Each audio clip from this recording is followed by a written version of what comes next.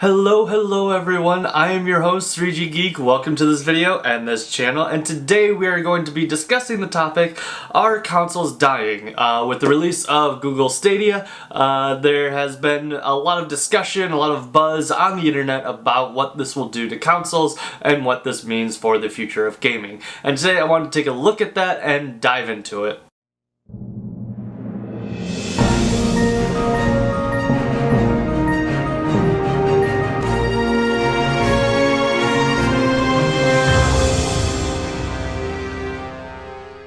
So, the big question in everyone's mind, well, a lot of people's minds, is are consoles dying? And really, we just have to wait and see. At this point, there is not really enough information to be able to tell one way or the other. There are some things that I think will either make it or break it, but we'll just have to, we'll talk about those as it comes up. So the three things that I think are really going to make or break this whole thing is the price of the service, the latency of the service, and the games that are available on this service. So first, let's talk about price. So, depending on the pricing of how this Netflix of games will actually work is kind of a big deal. I think it will really depend on how much people play, what the price of games are worth versus like how much you're paying probably per month or maybe per year. It really just kind of depends on the price of this, because if you're paying $60 per month, people might be more inclined to turn away from that because PSN and Xbox Live is $60 per month. But if it's, $60 a year, sorry, not per month.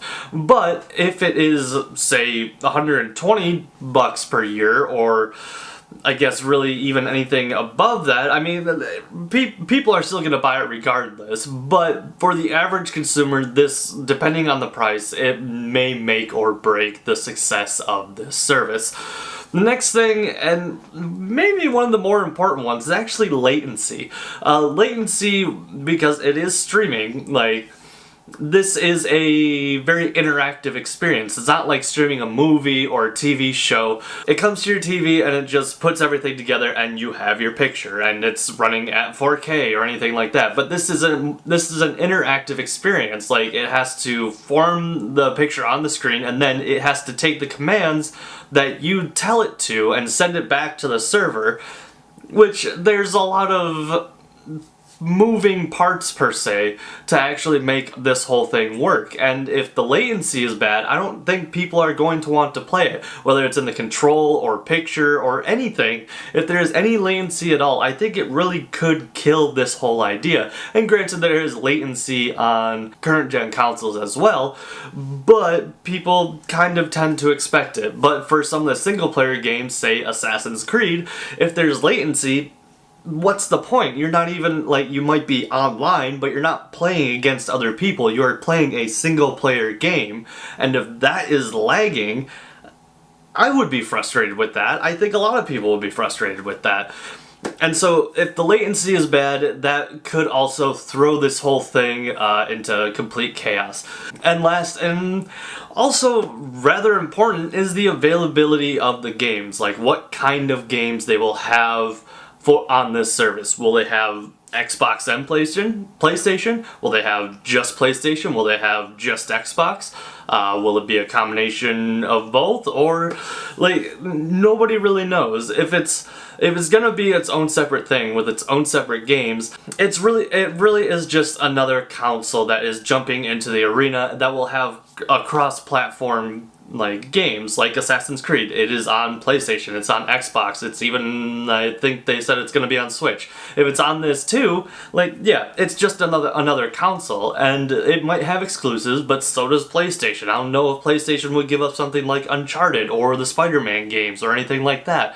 I don't know if Xbox is going to give up Gears of War or Halo or any of those games.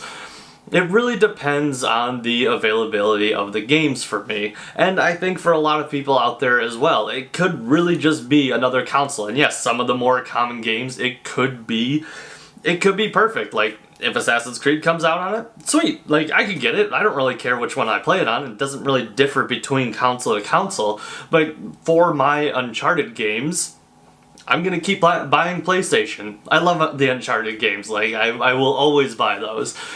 And so with all of these combinations, I think there's a lot of stuff that Google has to get right. And along with that, as I mentioned before, there's just a couple other issues that I have mentioned also. The latency issue, and people have internet problems, and so then, yeah, they just can't play games anymore or something like that. Or even in those remote places that can't access the internet, I mean, like, they're really just kind of out of luck at that point. Like, there's really no good way for them to use this system. And again, even if they do have internet out there, it could be extremely laggy. And as I mentioned before, if a single player game is lagging, just not gonna cut it. I really don't think people would accept that. One positive thing about it is that it is an extremely mobile platform. If, like they say, you can play it from any device that you want, whether it's a tablet, a phone, a laptop, or just your standard computer or a TV, the versatility of where you can play games increases dramatically, and that is one of the more fascinating things about this. Nintendo Switch is a very mobile system. You can take it pretty much anywhere, but the charm and the genius that Google has with this idea is that you literally can take it anywhere with devices that you already have, and so you don't need to buy this $300 thing plus a $60 game. You literally just pay the subscription fee, and you can use any controller that you already have, or buy the controller that they have created as well. I forget what they call it. But that is like I think that is the grand vision that Google has, is being able to play games literally anywhere on any device that you can, well, almost any device that you can think of. But that's just something about this whole Google Stadia thing that I just wanted to talk about, and now I want to hear from you. What are your thoughts on the Google Stadia stuff? Do you like it? Do you hate it? Are you gonna get it when it comes out? What are you willing to pay? What kind of games are you expecting to see?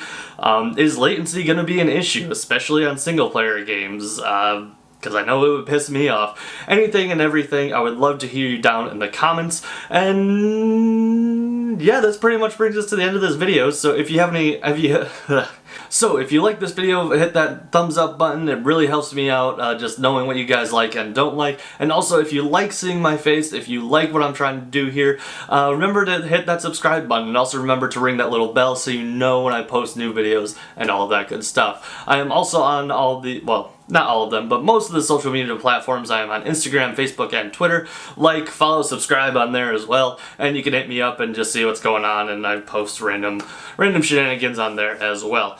But with all of that being said, this is 3G Geek, signing off.